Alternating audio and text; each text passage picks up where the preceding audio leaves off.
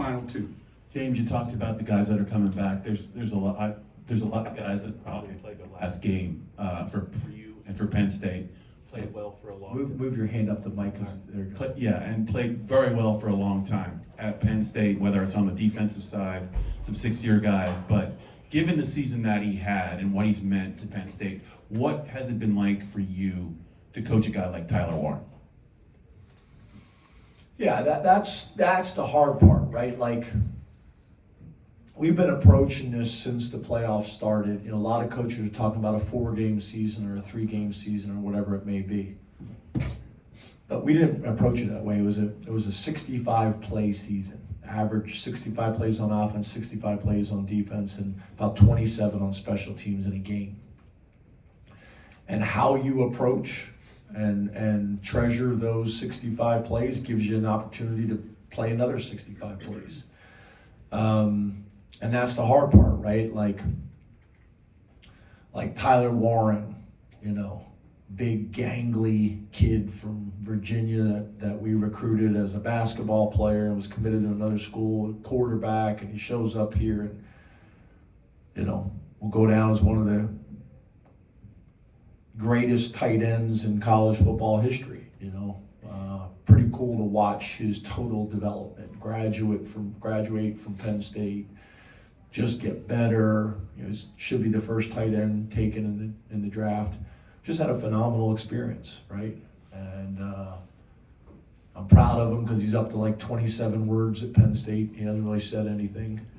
You know, Devon Elise, you know, didn't want to come off the field. I've been with, you know, Devon's been playing for us for 6 years, and 2 years recruiting them and knowing all these guys' families and their moms and dads and brothers and sisters. That's the hard part, right? Like that to me is what it's all about. I mean, I love the winning, and I know how important winning is at Penn State. Trust me, that's been made very clear to me time and time again. But to me, it's about the guys in the locker room, and it's about their development. I take so much pride in how our guys go about their business, how they grow, how they develop academically at a time in college football where that's being challenged.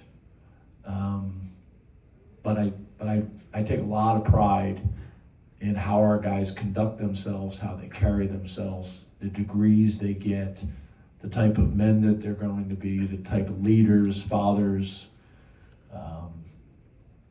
Maybe I'm old school. I don't know when I became the old coach, but I did at some point.